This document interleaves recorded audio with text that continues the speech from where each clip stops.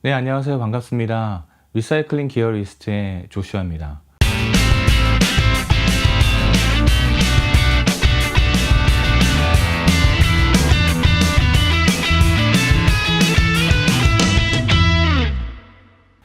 오늘 첫 번째 시간 여러분들과 함께 살펴볼 장비는 바로 이 장비입니다. 11렉이라는 장비인데요. 이 영상 보시고 지금 2019년에 11렉을 소개한단 말이야? 굉장히 좀 실망하실 분도 계실 거예요. 이 장비에 대해서 너무 잘 아시는 분들은 지금 바로 뒤로 가기를 눌러주시면 되겠습니다.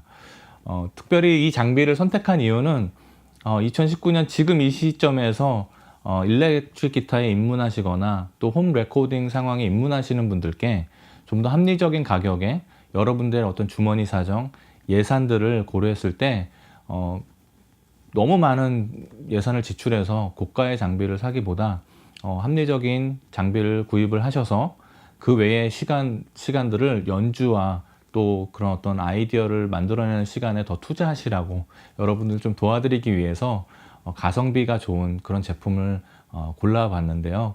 그 첫 번째로 11렉을 선택해 봤습니다. 11렉 2009년에 처음 출시가 됐어요.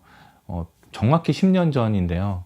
디지털 장비에 있어서 10년이라 그러면 거의 구식 장비 취급을 받는 시대가 돼버렸기 때문에 여러분들 아마 구매 목록에 11렉은 없을 수도 있을 거예요. 그러나 이 11렉을 정말 객관적으로 스펙을 다 따져보고 성능을 따져봤을 때 지금 2019년에 제 개인적인 생각입니다만은 지금 써도 크게 무리가 없는 그런 제품이에요. 실제로 여러분들 블로그라든지 지금 최근에 업로드가 되고 있는 11렉에 대한 리뷰 영상들이 있거든요. 스튜디오에서 홈 레코딩을 운영하거나 심지어 상업적인 커머셜 스튜디오에서도 이 11렉을 아직도 사용하고 있습니다. 제가 여기에 또 이제 그 링크를 달 텐데요. 실제 이 11렉과 지금 최근에 출시된 11렉의 HD 버전이라고 하는 헤드러시라는 장비를 1대1 비교해서 오디오 그 DAW의 그 오디오 프로그램이죠. 오디오 소프트웨어죠. 거기에 녹음을 그래서 비교한 영상이 있어요. 그 영상을 이제 한번 보시면 그 영상의 호스트죠. 그 영상을 진행하는 진행자도 들어보고 전혀 차이가 없다. 도대체 뭘 업그레이드 했는지 모르겠다.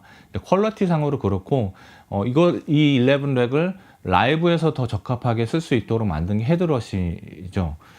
저도 사실은 별로 그렇게 크게 기대는 하지 않아요. 헤드러시는. 그러니까 퀄리티적으로는 지금 써도 크게 무리가 없다라는 뜻이죠. 동의하실지 동의 안 하실 수도 있는데 실제로 여러분이 레코딩을 하셔서 들어보시면 그것을 A/B 블라인드 테스트를 하면 거의 분간하기가 어렵습니다. 그만큼 퀄리티 상으로는 완성도 있게 만든 제품이라고 저는 생각을 해요. 단지 이제 라이브 상에서 운영하기에 약간의 몇 가지 단점들이 있기 때문에, 그리고 또 이 안에 세팅 값이라든지 어떤 이미 세팅되어 있는 여러 가지 부분들이 지금 나와 있는 모델들과 견줄 때 여러 가지 좀 부족한 면들은 있지만 사운드 퀄리티적인 면에서는 완성도가 있다고 생각을 합니다. 그래서 여러분 이 장비를 통해서 이번 시간에는 요즘 대세일 수도 있는데 앰비언트 사운드를 어떻게 만들어낼까 한번 이 11렉만 가지고 다른 장비 없이 그 앰비언트 사운드를 한번 내보는 그런 패치들을 만들어보는 시간들을 좀 가지려고 합니다. 그리고 또 다음 영상에서도 이 11렉으로 활용할 수 있는 여러 가지 그런 유용한 점들, 특별히 이제 오디오 인터페이스로서의 기능들, 이 11렉을 가지고 실제 송 프로듀싱을 해보는 그런 시간들을 좀 가지려고 합니다. 패치를 만들어 보기 전에 한 가지 여러분들과 좀 나누고 싶은 기본적인 지식들이 있습니다. 뭐냐면 바로 앰프 모델링에 대한 개념이에요. 여러분이 이 앰프 모델링 제품들을 만들어내는 회사들의 이 목적이 뭐냐면 이 기타 앰프를 실제로 아날로그 환경에서 녹음할 때 그 많은 변수들, 많은 어려움들이 있거든요. 얼마나 많은 경험들이 있는지 모르겠지만 실제 아날로그 환경에서 기타 앰프를 녹음하는 것은 굉장히 까다롭습니다. 많은 엔지니어들이 있지만 실제로 수준 있는 엔지니어들도 정말 까다로워하는 그 녹음이 뭐냐면 바로 이 기타 앰프를 실제로 아날로그 환경에서 녹음하는 건데요. 정말 양질의 기타 사운드를 얻기가 쉽지가 않아요. 먼저는 그 앰프가 어떤 환경에서 어떤 공간에서 녹음이 되고 있는가, 또 어떤 마이크를 사용해서 수음을 했는가, 어떤 프리앰프를 거치는가, 뭐 이런 여러 가지 변수들이 있어요. 그리고 중요한 것은 이 앰프 모델링을 하는 이유는 그런 스윗 스팟을 찾기 위해서라는 거죠. 그러니까 이런 이야기를 하는 분들이 계세요. 어떤 제품은 실제 그 특정 앰프에서 나오는 소리와 전혀 똑같지 않아. 달라, 완전 달라. 이렇게 말씀하시는 분들이 있는데, 여러분들이 이런 앰프 모델링 장비와 실제 여러분들이 앰프 앞에서 듣는 소리를 1대1로 바로 비교하는 것은 넌센스입니다. 사실은 말이 안 되는 거죠. 왜냐하면 앰프 모델링의 이 목적은 기타 앰프에 마이킹을 해서 그 마이킹이 된 사운드가 스튜디오 그 컨트롤 룸에서 나오는 그 스피커에서 나오는 그 소리를 가장 좋은 스윗 스팟을 찾아서 만들어낸 그 값을 저장해 놓은 거기 때문에 당연히 앰프 앞에서 듣는 소리와 다를 수밖에 없습니다. 그래서 여러분이 앰프 모델링의 장비들, 뭐 이 플로어보드형이든 이런 렉 장비든 그 앰프 모델링의 목적, 그 앰프 모델링이 왜 그렇게 됐는지, 그리고 그 값이 무엇을 의미하는지를 정확히 그 프로세스를 다 알고 계셔야만 당황하지 않습니다. 앰프 모델링을 처음에 만났을 때, 어떤 제품이든 여러분들이 처음에 세팅하려고 들었을 때 뭐 그런 이야기를 많이 하잖아요. 헤드폰으로 다 맞춰놨는데 라이브의 환경 가니까 뭐 전혀 다른 소리가 났다든지, 뭐 실제 앰프와 다릅니다. 이런 모든 것들이, 이런 앰프 모델링이 왜 처음 이렇게 됐는지, 어떤 목적으로 이렇게 앰프 모델링이 만들어졌는지에 대한 이해가 많이 부족하기 때문에 그렇습니다.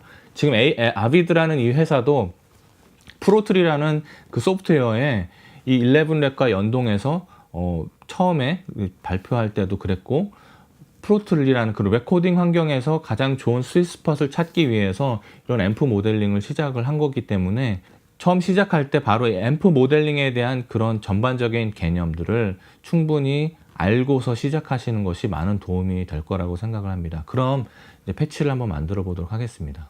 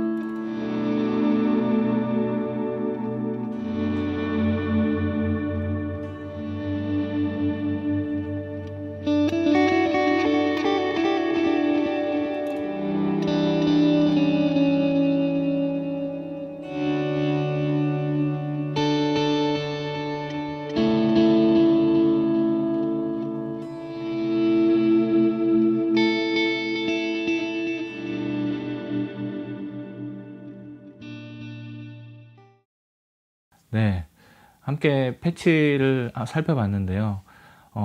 여러분 어떠셨는지 모르겠어요. 저는 개인적으로 지금 나오고 있는 많은 장비들과 견주었을 때 앰비언트 사운드에서 크게 뒤지지 않는다고 생각을 합니다. 물론 어떤 그 리버브라든지 딜레이에 미리 프리셋이 되어 있는 어떤 질감들이 있어요. 특정 사의 제품들을 보면 딜레이라든지 리버브에 미리 어떤 값을, 모듈레이션 값들이 들어가 있다든지, 아니면 어떤 그 텍스처가 들어가 있어서 그 특유의 사운드를 낼 수 있는데, 물론 11렉에서는 그 정도의 어떤 퀄리티를 낼 수는 없습니다만, 방금 들으신 것처럼 크게 문제없는 앰비언트 사운드에 있어서 저는 굉장히 만족스러운 앰비언트 사운드를 얻었다고 생각을 해요. 여러분 어떠실지 모르겠지만 이제 입문을 하시는 분들에게는 저는 더할 나위 없이 좋은 장비라고 생각을 합니다. 여러분께 이 제품을 적극 추천드리고, 참고로 저는 이 회사로부터 아무런 협찬이나 후원을 받지 않습니다. 순전히 제가 구입을 한 장비고요. 저는 이 11렉을 지금 세 번째 중고로 구입을 해서 사용하고 있습니다. 그만큼 다시 사고 싶은, 다시 구입하고 싶은 그런 장비 중에 하나이기도 합니다. 다른 장비들과 비교했을 때 떨어지지 않는다. 2019년 지금에도 10년이 지났지만 디지털 장비이기도 하지만 그래도 지금 써도 크게 무리가 없고, 오히려 잘 활용하시면 적은 예산으로 좋은 결과를 얻을 수 있는 그런 유용한 장비라고 생각을 합니다. 지금 있는 이 패치 값을 가지고 시연을 한번 해보도록 하겠습니다. 기존에 있는 곡에 이 패치를 가지고 앰비언 사운드를 가지고 연주를 해보겠습니다. 좋아요와 구독 꼭 눌러주시고 다음 영상에서 찾아뵙겠습니다. 감사합니다.